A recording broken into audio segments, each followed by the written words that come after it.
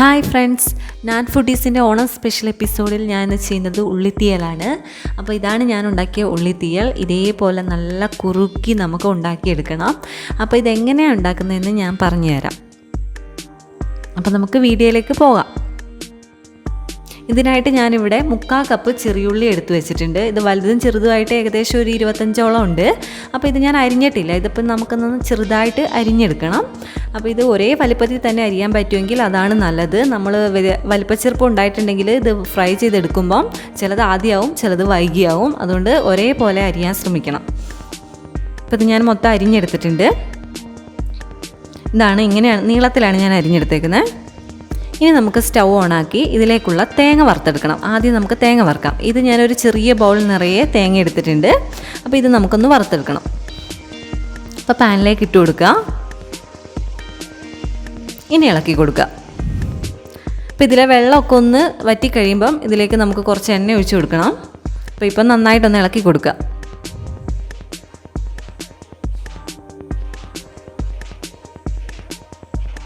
ഇപ്പോൾ വെള്ളമൊക്കെ വറ്റിയിട്ടുണ്ട്. ഞാനൊരു 1 ടീസ്പൂണോളം വെളിച്ചെണ്ണ ഒഴിച്ചു കൊടുത്തിട്ടുണ്ട്. ഇനി നന്നായിട്ട് ഇളക്കി കൊടുക്കുക. ഇപ്പോൾ കളറൊക്കെ മാറി തുടങ്ങി, ഒരു ബ്രൗൺ കളറായി. ഇനി ഇതിലേക്ക് നമുക്ക് പൊടി ഇട്ട് കൊടുക്കണം. 1 ടീസ്പൂൺ മുളക് പൊടിയാണ് ഞാൻ ഇട്ട് കൊടുക്കുന്നത്. മല്ലിപ്പൊടി ഇട്ട് കൊടുക്കണമെങ്കിൽ കൂടെ, പക്ഷേ വറുത്ത മല്ലിപ്പൊടി ആയതുകൊണ്ട് ഞാൻ കുറച്ച് കഴിഞ്ഞേ ഇടുന്നുള്ളൂ. മല്ലിപ്പൊടി ഒരു 1/4 ടീസ്പൂണേ ഞാൻ ഇട്ട് കൊടുക്കുന്നുള്ളൂ. മല്ലിപ്പൊടി ഒരുപാട് വേണ്ട ഉള്ളിത്തീയലിൽ.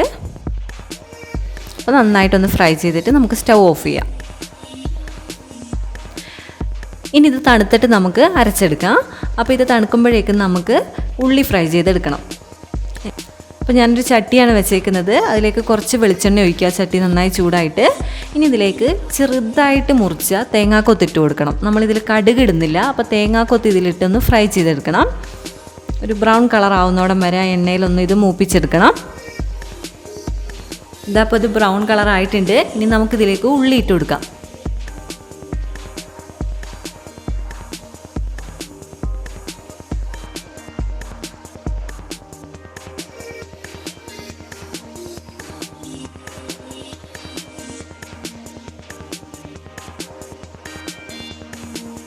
ഇനി നന്നായിട്ട് ഇളക്കി കൊടുക്കണം. ഉള്ളി വേഗം വഴന്ന് കിട്ടാൻ വേണ്ടി അതിലേക്ക് ഒരു 1/4 ടീസ്പൂൺ ഉപ്പിട്ട് കൊടുക്കുക.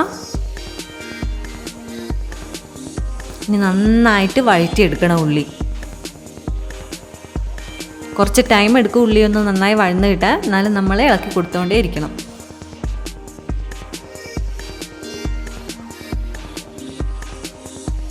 ഇളക്കൽ നിർത്തരുത്, നമ്മൾ ഇളക്കിക്കൊണ്ടേ ഇരിക്കണം. അല്ലെങ്കിൽ ഉള്ളി ഒരേപോലെ വഴന്ന് കിട്ടില്ല. ഇതൊരു ബ്രൗൺ കളർ ആവുന്നോടം വരെ നമ്മൾ വഴറ്റിയെടുക്കണം. അപ്പോൾ കളറൊക്കെ മാറി തുടങ്ങിയിട്ടുണ്ട്. ഇതപ്പോൾ ഇത് ഏകദേശം ആയിട്ടുണ്ട്.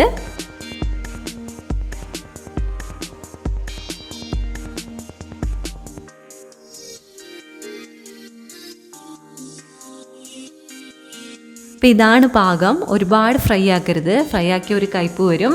അപ്പോൾ നമുക്ക് ഇനി ഇതിലേക്ക് പുളിവെള്ളം ഒഴിച്ചു കൊടുക്കണം. വാളംപുളി ഇത് ഞാൻ കുതിർത്ത് വെച്ചതാണ് വെള്ളത്തിൽ.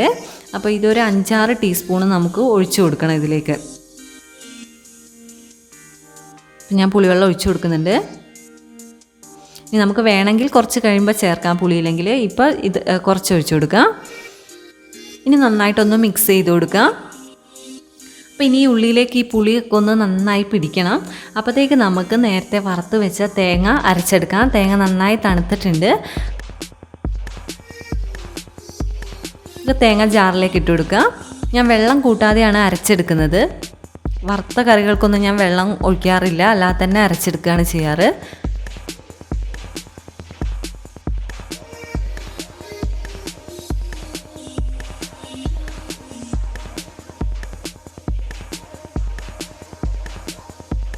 ഇതിപ്പോൾ നന്നായിട്ട് അരഞ്ഞു വന്നിട്ടുണ്ട്. ഇനി ഇത് നമുക്ക് ഉള്ളിയിലേക്ക് ചേർത്ത് കൊടുക്കാം.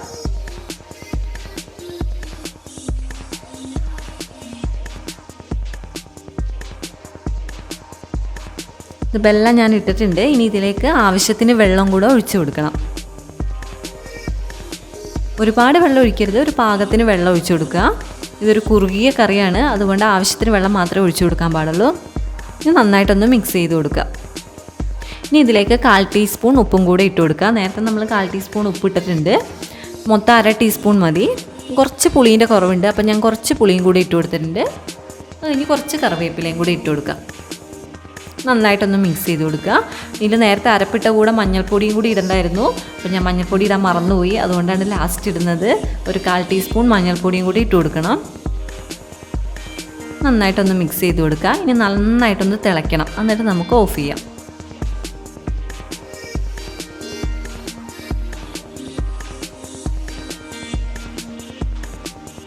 നല്ല തിളയൊക്കെ വന്നിട്ടുണ്ട്.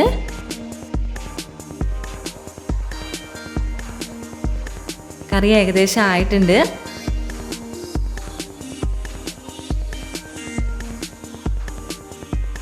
ഈ ഒരു പാകത്തിന് കിട്ടണം.